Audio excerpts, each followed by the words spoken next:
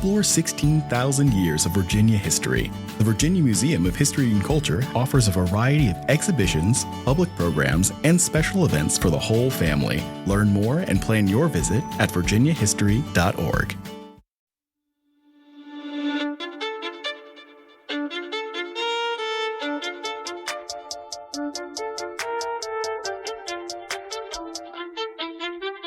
Welcome to Revolution Revisited, your crash course in the American Revolution.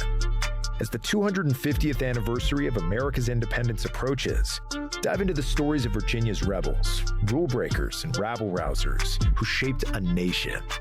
This podcast is brought to you by the Virginia Museum of History and Culture and made possible by William and Karen Freeman. Welcome back to Revolution Revisited. I'm your host, Maggie Creech. America has just marked 250 years since the Declaration of Independence, the founding ideal that all men are created equal, and the bold promise that the colonies would stand together as a free and independent nation. But in the summer of 1776, that future was anything but certain. What followed was years of desperate campaigns, brutal winters, battlefield disasters, and improbable victories that would decide whether the revolution survived or collapsed. This season, we follow the road to victory. Today, we're beginning with the Northern campaigns in 1777 that tested the revolution's survival from the very start.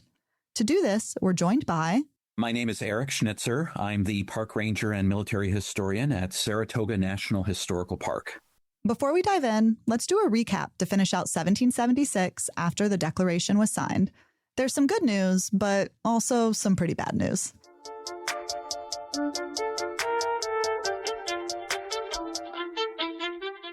In 1776, Virginians played a leading role in declaring American independence. Having served the cause of liberty with the pen, they then picked up the sword. So, let's start with the good news for patriots in Virginia. In July 1776, General Andrew Lewis led over 2,000 Virginia Continental troops from Williamsburg towards Gwynn's Island, where British forces under Lord Dunmore had established a stronghold. After bombarding the British position with heavy cannon fire, Lewis's forces forced Lord Dunmore to abandon the island and retreat. The following month, Dunmore's ships sailed into the Chesapeake Bay in search of fresh water and supplies, but after several difficult weeks at sea, the British fleet finally left the Chesapeake for good. They headed north to New York City, arriving there on August 14th. Now for the bad news. To put it mildly, it's not a great fall for General George Washington and the Continental Army up north. So the Declaration of Independence has been signed, ratified, etc. on the 4th of July, 1776, which is interesting because from a military perspective, we declared independence and had the Declaration of Independence ratified not too long before a series of obliterating, crushing defeats were suffered by our army. The British are going to come at us with their main army against our main army with a vengeance. I mean, you have in the summer and early fall of 1776, the British were trouncing us time and time and time again. George Washington's Continental Army was on the brink of destruction.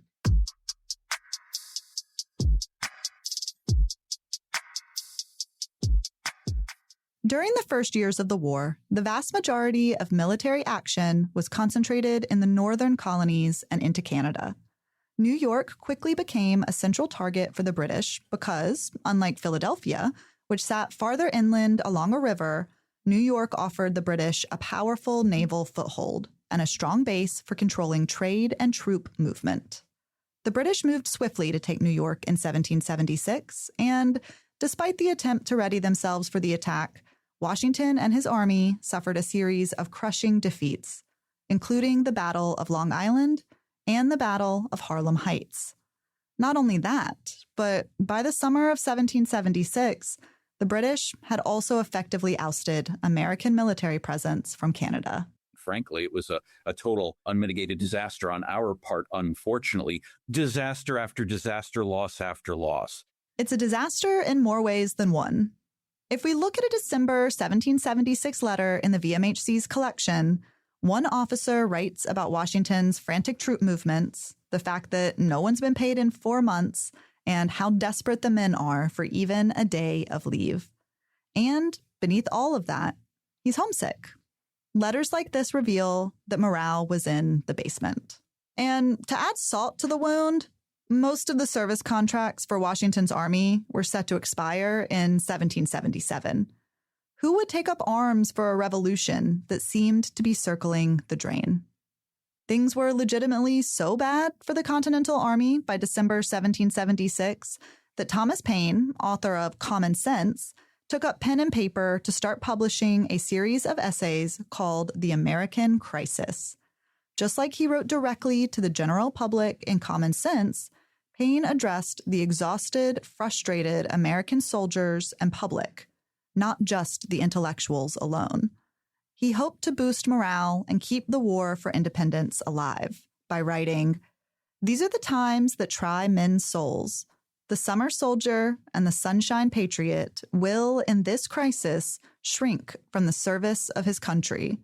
But he that stands it now deserves the love and thanks of man and woman. Tyranny, like hell, is not easily conquered. Yet we have this consolation with us, that the harder the conflict, the more glorious the triumph." The future was not looking triumphant. 1777 was set up in all ways as kind of a mop-up operation. The British beat us time and time and time and time and time again, and certainly in 1777, they were going to finish the job. But as I think we all know, 1776 ended with an incredibly miraculous bright spot, which was, of course, the Battle of Trenton, fought on the 26th of December, with Washington's main army versus a detachment of Germans from the main British army. Quick note, if you want to catch up on Trenton and Washington's famous crossing of the Delaware, check out our bonus episode from last season. This Battle of Trenton was a great victory. Not just, our capture of about 1,000 German enemy soldiers, but it was a morale boost. We needed this morale boost. Remember, we had declared independence, and as yet, we had failed time and time and time and time again to show that we could defend it. Now, Trenton reversed that, and the subsequent Battle of Princeton, fought in early January 1777, solidified our Trenton victory. So now, in the beginning of 1777, when both armies go into winter quarters, things calm down a bit for the winter, but at least we ended on a high note. But the British are still intent on coming back at us with a vengeance now in 1777.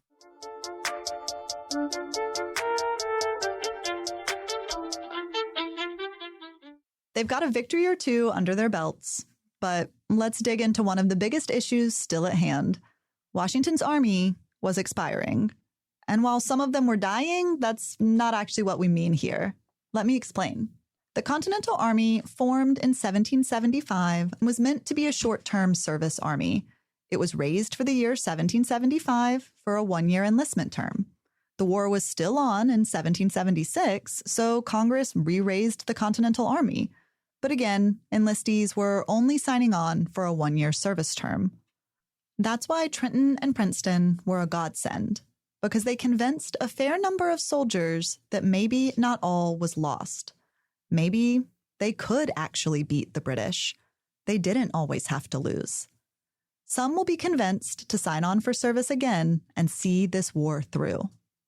So, when Congress was again tasked with keeping the army up in 1777, they had an opportunity to change things. The Continental Congress re-raises the Continental Army for its third and final establishment, which is that soldiers enlist for 3 years or the duration of the war, whichever happens first, right? And so you find that most soldiers are signing up for 3 years. The pay is the same. The benefits are the same, with one exception. If you sign up for the duration of the war, which is indefinite, at the successful conclusion of the war, you get a land grant. So you're kind of gambling, thinking, well, if I sign up for the duration of the war and the war is really short, or if it's even long and I survive, I get a land grant, which is awesome. If you sign up for 3 years, you're done after 3 years, but no land grant. unless you reenlist, and you can reenlist for the duration of the war. Anyway, people are reenlisting. The army's reinvigorated. It's reorganizing itself. New regiments are being formed. Okay, we're new. We're reinvigorated. But there's a slight problem. At the same time in 1777, while the Americans were trying to reorganize their forces, the British had time to strategize. They already had 2 well-established armies in North America. The commanders of these British forces are Sir William Howe, in charge of the forces in the 13 colonies, and Sir Guy Carleton, commanding troops out of the province of Quebec. In 1777, their plans were sent to the Secretary of State for the American colonies and King George III for approval. The plan was to divide the American colonies, have Howe's army take Philadelphia, while Carleton's second-in-command, John Burgoyne, would capture Albany. Howe entered the spring of 1777 thinking that he could simply march across New Jersey and capture Philadelphia by land, assuming that Washington's army had been crushed after the disasters around New York in 1776. But the Americans had survived the winter, and the victories at Trenton and Princeton had revived both morale and resistance. Washington's Continental troops in New Jersey stymied British movements. Realizing the land route was not going to work, Howe changed plans and decided to go by sea instead. Here he met resistance again. He was planning to use the Delaware River, but Washington's presence made that route too risky. Ultimately, Howe opts for a far more time-consuming plan. They would sail from New York all the way down to, and then up the Chesapeake Bay instead. They'd then go by land through Maryland. By August 1777, he and 18,000 of his men set sail.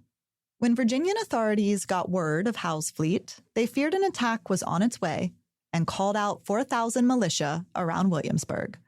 However, by mid-August, Washington, ever the watchman, was able to figure out Howe's plan was ultimately for Philadelphia. He began preparing defenses in the north, and the Virginia militia were sent home. Now, let's focus on the British Army in Canada, with their sights set on Albany.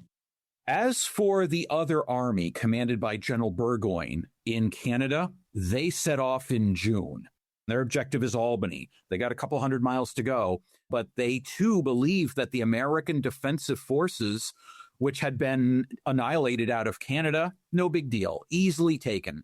So they're going up Lake Champlain south, and the first objective they encounter was Fort Ticonderoga.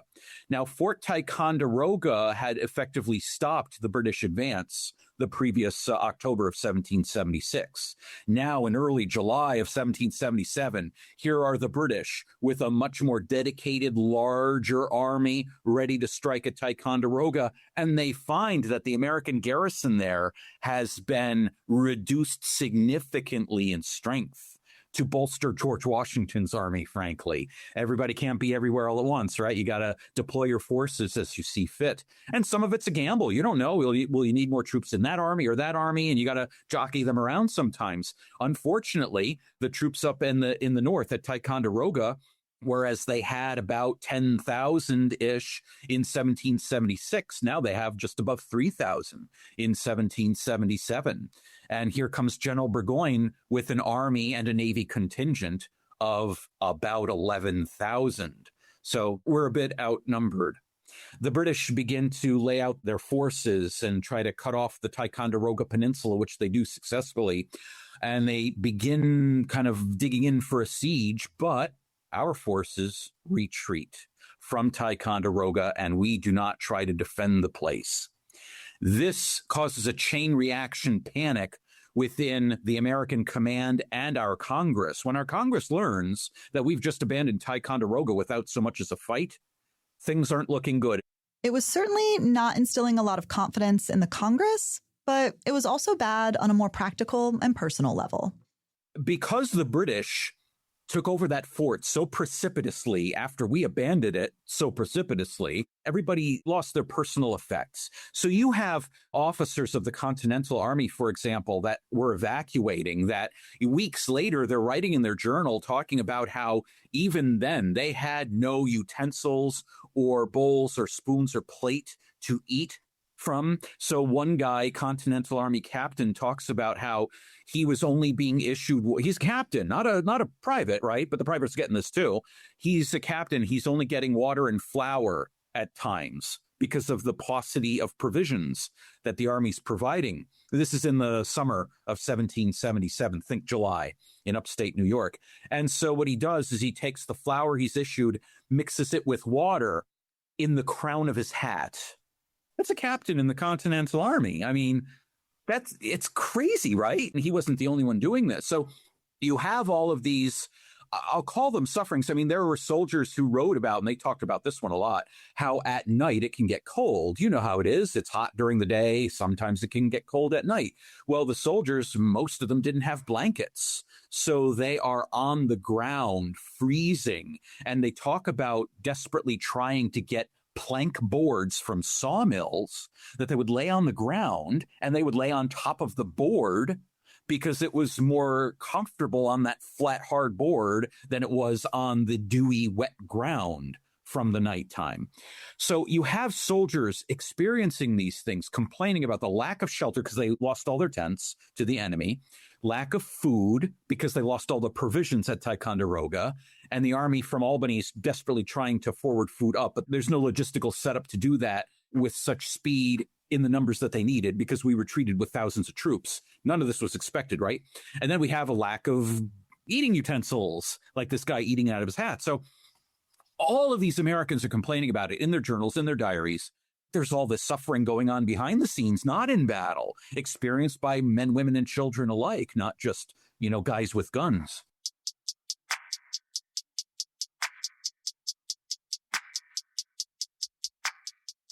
So to recap, July 5th, 1777, Fort Ticonderoga is abandoned. Philip Schuyler, the commander of the Northern Department of the Continental Army, declined to engage Burgoyne's advance and fell back down the Hudson River Valley towards Saratoga. And by the end of July, the British have a foothold on the Hudson River and are now just 40 or so miles away from their target. As all of this transpired, George Washington was receiving letters from Schuyler to this effect: "They're walloping us, and we need help. Send cannons. Send men. Send anything." Washington sends what he can, and thankfully, a few things start going right for the Americans. First of all, requests for militia reinforcements were having finally some positive effects. Second, General Burgoyne lost the Battle of Bennington, and the repercussions for that loss were that he had to retract his advanced forces and wait for an entire month for more supplies and provisions to catch up to his army, supplies and provisions that he was hoping to capture at Bennington. We have this month-long delay to our advantage so we can get more reinforcements, Continental and militia alike. We get a new commander. Philip Schuyler is out, and he's replaced by a Virginian named Horatio Gates. Now a note on Gates. Horatio Gates was an English-born Virginian who was an officer in the British Army during the French and Indian War. He was living in America on detached service and ultimately retired from the British Army a few years before the Revolution began, and he was settled in Virginia. When he accepted command of the Northern Army in mid-August of 1777, he and a few of his staff officers were the only Virginians there, until the end of the month, that is.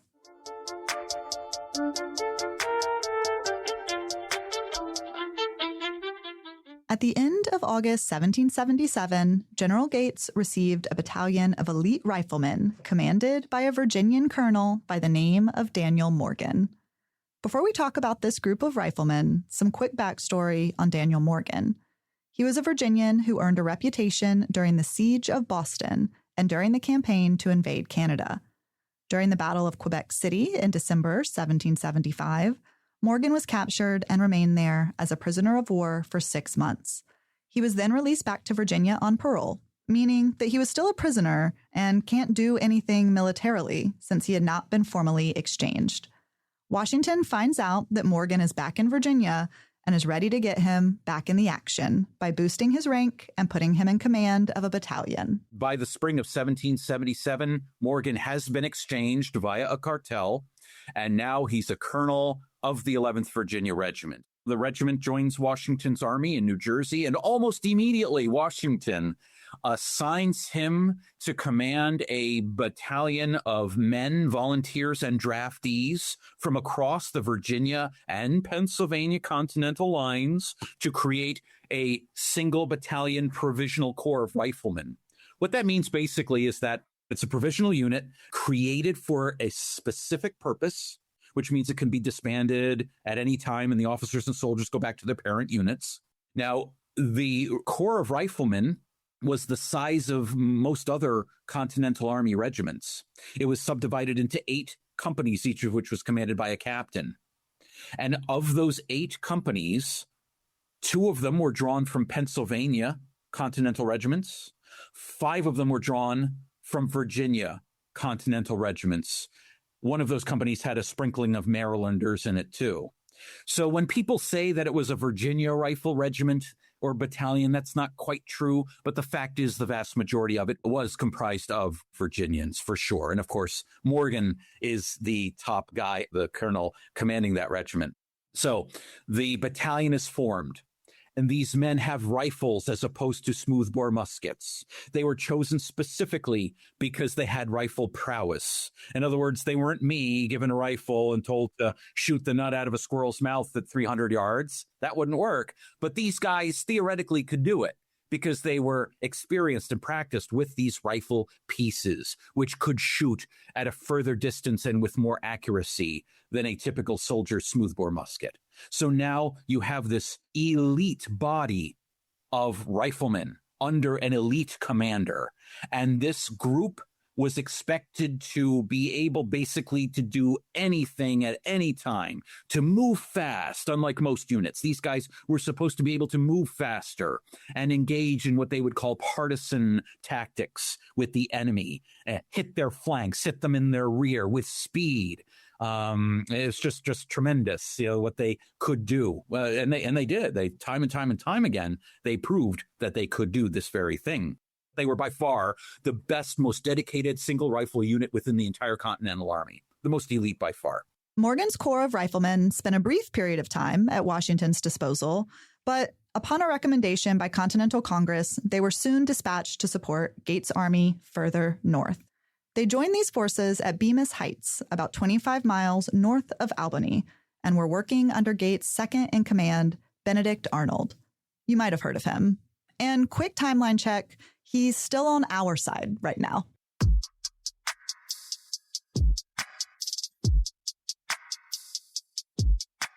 By September, recognizing that an engagement with Burgoyne was imminent, Gates and Arnold had to decide what to do.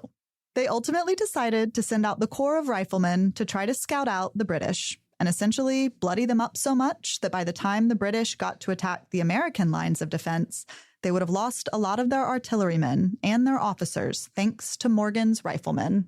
Well, as it turned out, the riflemen, they are going to initially make contact with the enemy at Freeman's farm. It's about 1.5 miles north of the American lines of defense at Bemis Heights. And the riflemen are going to trounce the British in this initial contact. Some of the riflemen pursue the fleeing British, but the British counterattack. And now the riflemen are fleeing. And what happens is Benedict Arnold orders reinforcements into the battle to bolster our scattered riflemen. And they do so. And so you have on the 19th of September, that afternoon, for about 8 hours, the Battle of Freeman's Farm take place. The riflemen are reconstituted. Daniel Morgan gathers them back together, and he is going to post his riflemen on the right flank of the American line at Freeman's Farm. And he is going to cause devastating damage against the British regiment that was on Burgoyne's left flank at Freeman's farm, because our right flank is facing off against the British left flank. And so these two sides are fighting. Basically, long story short, the riflemen are shooting out into the open field against this one British regiment, the 20th Regiment of Foot. And the British can't shoot back to any effect. They don't have rifles. They got regular muskets, right? So they're ordered into the woods to go after the riflemen. But as they try to go into the woods against the riflemen, they encounter a ridiculously deep ravine caused by a creek. And they encounter this thing. It's still there. I mean, I wish you could see it. You know, it's literally deeper than a person is tall. I mean, it's deep and it's steep as well. And the riflemen are behind that at a distance, shooting down at these redcoats in the woods. And the British, they try to get into this creek, into this ravine, try to scramble up the other side, but it's not going to work. And they have to retreat out of the woods. Long story short, we ended up losing the Battle of Freeman's Farm because we retreated. But if you look at the casualties, Morgan's riflemen suffered about a dozen casualties. They inflicted alone over 100 casualties on that one British regiment alone, to say nothing of other British battalions that suffered casualties caused in part by the riflemen at Freeman's Farm. In totality, the British lost about 580 officers and men killed, captured, and wounded. Our forces, about 320. So the British won the field. We retreated back to our camp at Bemis Heights. While this Battle of Freeman's Farm, also known as the First Battle of Saratoga, was technically an American loss, the British forces were significantly weakened. What will follow is 2.5 weeks of skirmishing between the armies before what will become known as the Second Battle of Saratoga. 2.5 weeks later, on the 7th of October, you have the day of the Second Battle of Saratoga. Once again, Daniel Morgan and his corps of riflemen are the first guys sent into the fray. Benedict Arnold is going to order them, instruct Morgan as to where to go and how to then make the attack against the British line, which was drawn up on a couple of wheat fields, kind of you had a forested area, and there were these two wheat fields that were located in these two clearings. And so Arnold ordered Morgan to take a hill and then from that hill make his attack. And he did so with a brilliant success. And when the massed attack brought up by Benedict Arnold occurs, the British forces are beaten off these two wheat fields in less than an hour. And Daniel Morgan's riflemen are very much a part of this action. And now happens an incident, it was a famous incident in the war, not just at Saratoga, but in the war in general, which is that one of the British generals, a guy named Simon Fraser, is shot, mortally wounded, and he'll die the next morning. Simon Fraser is one of only 2 British generals killed or mortally wounded in combat during the entire 8-year-long war. Other British generals who would die of disease or they're murdered, but there's only 2 who were killed or mortally wounded in combat. The British on those 2 wheat fields, they retreat precipitously back to their camp. We chase them down. You can imagine, again, the riflemen in the front. I mean, they're always at the forefront of these fights up here at Saratoga. And so our forces under Benedict Arnold's command attack part of the British camp unsuccessfully. However, there's a rather isolated defensive position that the British have, manned mostly by German soldiers. And then Daniel Morgan and his riflemen, once again, along with other troops, Continental and militia as well, are going to make a concerted effort against that position. It's called Breymann's Fortified Camp. Imagine Breymann's Fortified Camp is basically a log wall defending the camp behind it. And so American forces are deploying to make an attack against the front, which they do. But we have a guy who wrote a letter. He was actually with the Corps of Riflemen who wrote this letter. And he says specifically that what was also happening was on the open flank of this log wall, a dozen riflemen led up by the major of Morgan's Rifle Corps, a guy named Joseph Morris, who was actually from the 1st New Jersey Regiment. But he was Morgan's third in command. He leads up a body of riflemen, and they make this flank attack, and Benedict Arnold himself rode up and joined them in this flank attack as our forces were pouring over the log wall and through the sally port opening on the far side of the other end of the log wall. And so we're lapping over the wall. We're lapping around the sides. The German defenders, they're befuddled. They're overwhelmed. They retreat. They get back to their camp where they're kind of browbeaten to reform their line as our troops are just overwhelming them in numbers. And Colonel Breymann orders a fire. And so the Germans fire into the attacking Americans. Benedict Arnold is famously wounded in the left leg. Colonel Breymann is killed supposedly by his own men as he tries to keep them from fleeing. And all of the women and the children that were there in the camp right there on the front line of all of this action, and the German soldiers themselves are going to just retreat through their camp, leaving everything behind into the twilit woods. Colonel Breymann's dead. The position is captured. And the battle's over. In that battle, the Second Battle of Saratoga, also known as the Battle of Bemis Heights, fought on the 7th of October. The British retreat the following day on the 8th of October, and they only make it about 7 miles north of us to a place then known as Saratoga, now known as the village of Schuylerville. And our forces pursue with the riflemen at the head of the column. They're always in the front of just about every movement of the army. Horatio Gates relies on them constantly because of their eliteness. They were by far the most elite troops of this army. And so you had our forces, which then outnumbered Burgoyne's by nearly 3-1, surround the British at Saratoga. And after a couple of days of siege, force Burgoyne to come to terms. And on the 17th of October, 1777, General Burgoyne surrenders his army. It is the first time in world history that a British army ever surrendered. And please note that I'm not saying it's the first time in the war. I'm not saying it's the first time a British force ever surrendered, because they would surrender a fort garrison, let's say, before that. No, I mean the first time in world history a British army had ever surrendered, which is something we're kind of proud of here. And again, I got to say, the army that made that happen was commanded by a Virginian, and the most elite regiment that was on the forefront of every single action to make that happen was commanded by a Virginian, leading a mostly Virginia rifle force. And no, you did not pay me to say that. The British forces suffered around 600 casualties, and the Americans lost about 150. Daniel Morgan and the Corps of Riflemen were a big part of this. If you didn't look at the order of the battle and see where all of these different regiments were from, you might assume that it's a majority New York army, but that wasn't the case. If you were to go back in time and you were just to Thanos snap all of the New Yorkers away from this army, the battles of Saratoga would have happened precisely as they played out. There would have been no difference. No question about it. But if you didn't have those riflemen under Daniel Morgan's command, the battles definitionally would have been different. I'm not saying we would have lost. We'll never know. But they would have turned out differently. And I would also argue they couldn't have turned out better. I mean, the first ever British army in world history surrendered. How do you get better than that, right?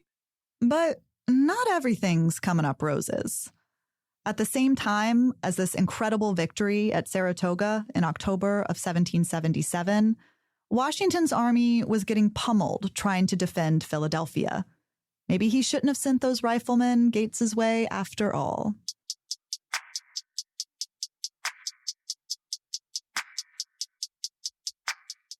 Washington was as ready as he could be for the move on Philadelphia, but his army was crushed at the Battle of Brandywine. General Howe was able to march his army into Philadelphia unopposed. But to Washington's credit, he wasn't just going to give up. He tried to attack the British force again at Germantown and ended up losing again, but not as badly.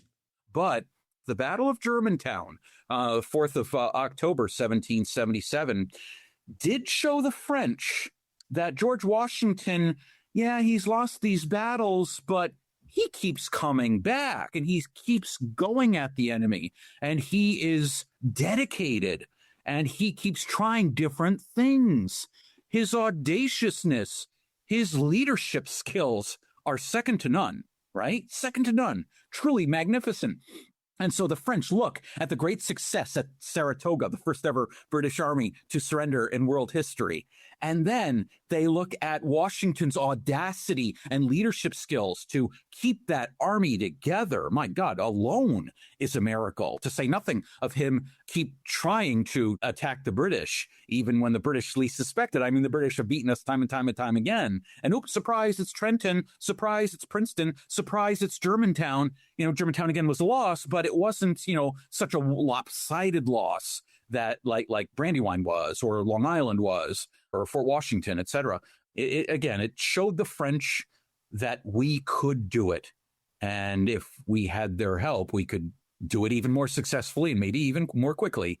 What's most impressive about this is that Washington faced shortages of manpower and firepower, but he never lost his willpower. Correspondence written by participants in the Northern Army under Horatio Gates's command, they're all sanguine, of course. Burgoyne just surrendered. I mean, it's the greatest victory ever known, says one man in his journal. And so you have this effusive love and excitement and morale boost happening in the North. And when I think of those soldiers and officers under Washington's command, say, after the Battle of Germantown, they're not in a happy mood. Some of them actually, surprisingly, they're actually a bit proud of their actions at Germantown, because they realized that although things went to pot, they felt that there were reasons for it that were kind of like either out of their hands because of the fog, or miscommunication because of a supposed drunken general, or this, that, and the other thing. So they're able to couch their reasoning in ways that if these things didn't happen, we could have done it. But it was just that luck was against us, or what have you. And there's some truth to that, perhaps. And so even with Washington's main army, even after all these losses, even after the loss of Philadelphia, don't get me wrong, nobody's like, yeah, because there's nothing to praise. But at the same time, I don't think they're nearly as depressed as they were before on the cusp of the Battle of Trenton. When you read what people were talking about then in December of 1776, whoa, I mean, it's clear they're thinking the war's done. We're doomed. But even after Germantown, you don't have as much of that negativity as you had in December of 1776, pre-Trenton. That said, no question about it, people recognized everything that was going down in Philadelphia area as a loss. After Burgoyne's surrender, immediately, Morgan's Corps of Riflemen beelines it down to join Washington's main army, which was then at White Marsh, just not too far from Germantown, not too far from Valley Forge. And they get there in mid-November of 1777. And then you had other brigades follow. And so most of the Northern Army, after Burgoyne surrenders, goes down to join Washington's main army. Almost all of it. Not the militia, they go home. But of the 5 Continental Army brigades, 4 of them join Washington's army. You can imagine, I'm guessing, that once these guys arrive down there, they're spreading the word about the greatness of the victory at Saratoga.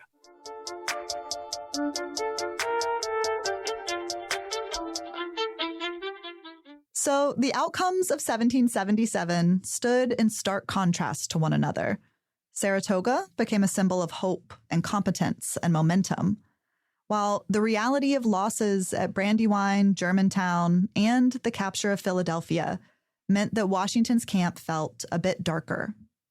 Desertions increased throughout the Continental Army, supplies were dwindling, and some officers and members of Congress thought Gates's success exposed the commander-in-chief's failures. Yet, despite these setbacks, things were still not as abysmal as they had been in December of 1776. Washington and the Continental Army readied themselves to winter at Valley Forge as they moved into 1778. After 1777's military campaigns are done, and our main army winters at Valley Forge, which was a terrible winter, and it wasn't a snowy winter as much as it was a winter of being deprived of food and clothing and blankets and the like. It was deprivation. It was not a winter. There were winter cantonments where you had ridiculously deep snow, insanely freezing temperatures. Valley Forge was not that, but it was a winter of want. Despite this, they emerged from Valley Forge a more unified force, and perhaps most importantly, help was on the way. We'll talk more about that in the next episode. Our army comes out of it on the other side in 1778. We now have the French alliance, as you know. That changes everything. The British evacuate Philadelphia that summer, and they're going to consolidate their forces in the city of New York. And you have the Battle of Monmouth in New Jersey, one of, if not the biggest battle of the war, size-wise. And, it's kind of a draw, but definitely a morale victory for us. The morale boost that we had by seeing the British retreat, that was nothing the British could tout as being in their favor. But the British do go back to New York City. They succeed in their endeavor in doing so. But it's after the British evacuate Philadelphia, march back across New Jersey. They get ferried back to the city of New York and Long Island and all that. They think, you know what? Maybe we should move efforts south. And there's still so much, as you know, of a road to go with this war, the Declaration of Independence and independency in general. It was not easy. It was not inevitable. It was not simple. For many people, American independence is established with the signing of the Declaration in 1776. But the reality was that it had to be defended through years of war, defeat, deprivation, and persistence. At every turn, the question remained whether the revolution could survive long enough to create the nation that it had promised. Thanks so much to Eric Schnitzer for sharing his insights on today's episode. Join us next time as we zoom in on the unlikely American allies that helped to turn the tide of war. Thanks for listening to Revolution Revisited. The American Revolution was not an ending, but a beginning. The stories continue to unfold. Subscribe now and catch the next episode for another journey through history. This podcast is made possible by William and Karen Freeman and presented by the Virginia Museum of History and Culture. Revolution Revisited is a production of the Virginia Museum of History and Culture. Our production staff includes Haley Finner, Maggie Creech, Nicole Martirana, and Tracy Schneider. Be sure to subscribe to get notified about upcoming episodes. Thanks for listening, and we'll see you next time.